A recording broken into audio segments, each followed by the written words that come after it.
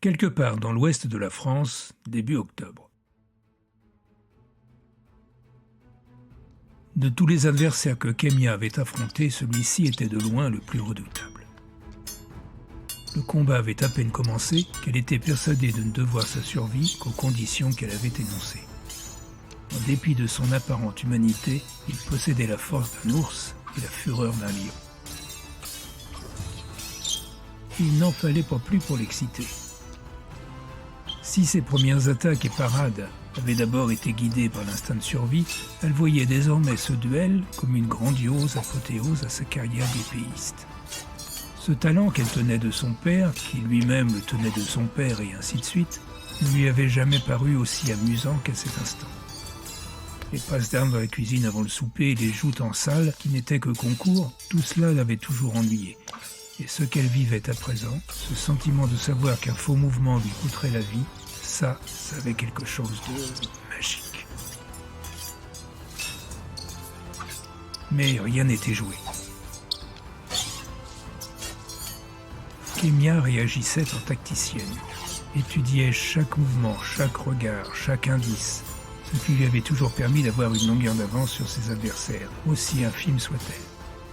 Mais avec cet homme-là, c'était presque impossible. Il paraissait avisé à l'avance de chaque coup, tout en laissant durer le plaisir. Kémia recula dans le cadre lumineux de la fenêtre, pour se protéger, le temps de lever un doute. « Vous lisez dans mes pensées ?»« Non, » répondit-il, « je n'ai pas ce pouvoir. »« Prouvez-le. » Il rit. « Et comment ? À quoi je pense là ?»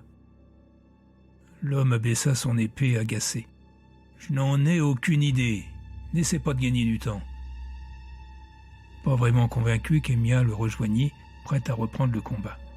« Question, dit-il en attaquant. Pourquoi a-t-il parlé de cimetière ?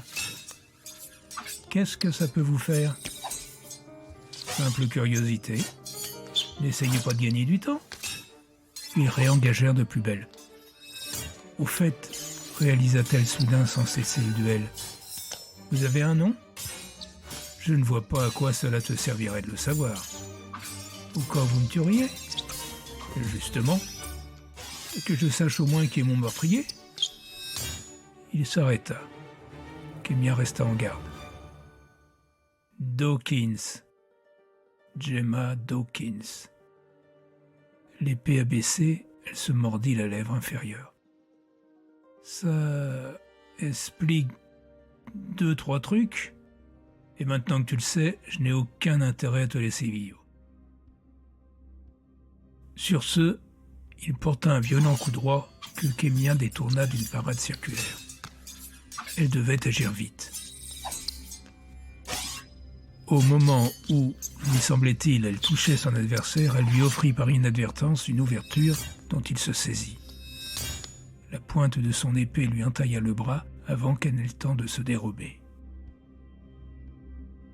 D'abord fâchée d'avoir perdu le duel, Kémia réalisa ce que sa défaite impliquait. Elle lâcha son épée et s'efforça de ne pas reculer. « N'oubliez pas, moi seul suis fichu. » Elle sentait la sueur couler le long de ses tempes. Elle ne craignait pas de mourir, ça ne l'avait jamais inquiétée, d'autant qu'il y aurait quelqu'un pour l'accueillir de l'autre côté. Mais qu'il la trahisse et tue aussi Lucaël, ça la terrifiait. C'est alors que, certaine de mourir, elle vit l'homme tirer sa chemise à la hauteur de son biceps et venir vers elle pour lui montrer le tissu coupé et taché de sang. « J'ai la faculté de régénérer très rapidement, » dit-il. « Avant ou après ? Tu as gagné cette fois. C'est partie remise. » Il tendit le doigt vers la porte du hall qui s'ouvrit dans un fracas aussi soudain qu'extraordinaire.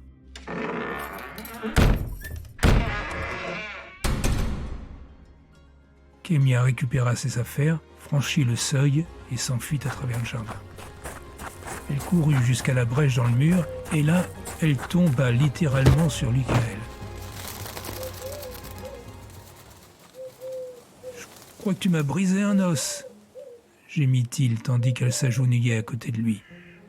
« Désolé, dit-elle dans un souffle. T'aurais jamais dû recevoir ces messages. » Elle l'aida à se relever. Un peu sonné, il faillit trébucher, mais Kémia le rattrapa. « Cela dit, je dois avouer que ça m'a sauvé la vie, dit-elle pendant qu'il se massait la tête. « Merci, je vais bien. »« Désolé, tu l'as déjà dit. Je sais, ça va ?» Michael l'observa, un œil mi-clos à cause du soleil. « Pourquoi t'es revenu ici ?»« J'arrivais pas à dormir. »« Quoi ? Mais t'aurais pu rester chez toi, regarder Netflix ou glander sur TikTok, comme tout le monde ? » Ah, crois-moi, j'aurais mieux fait. Il parut presque surpris qu'elle lui donne raison.